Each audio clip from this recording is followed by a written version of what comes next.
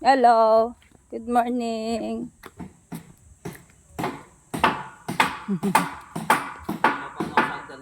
Ha?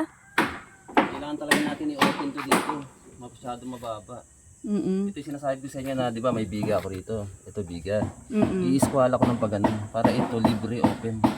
Yan yung makakatama sa ulot. May height na ako dyan nandun.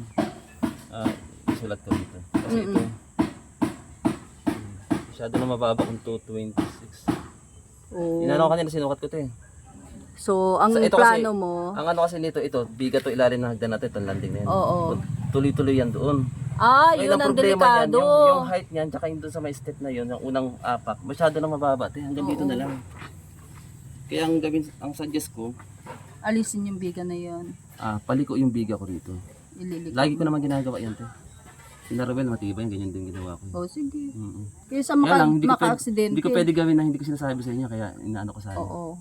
Ito, te, ang bintana pala nito, isa, dalawa, may bintana rin dito, mga fixed window. Puro sa taas, no? Kaya maliwanag ito. Wala nga lang hangin, dito lang manggagaling.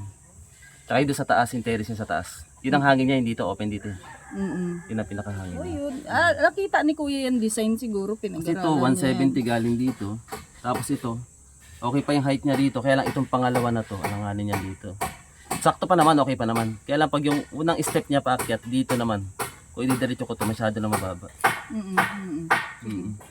Okay yan kay Kuya pagka ano, Kasi nangyari to kay Romel ngayon. Ito, sa bahay niya. doon sa ginagawa niya. Yung Problema ginagawa niya ito. Oo. Yan, masyado mababa.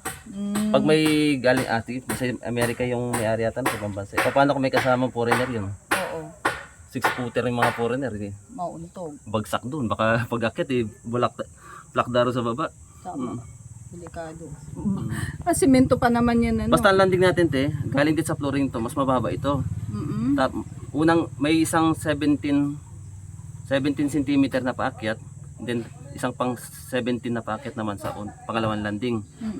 Okay pa yan. Pero yung unang step dito, alanganin na rito sa header ng ano. Okay. Sa bottom ng biga. Sige. Doon tayo alanganin. Sabihin ko kayo. Kaya te, standby ko muna ito, flooring niya. Para pagtali ko muna silang bakal. Pag-aralan niya muna ito, te. Yung plano, pakitignan niya yung plano, te. Okay. Sabi niyo kay ate, Sige. sa kapatid niya.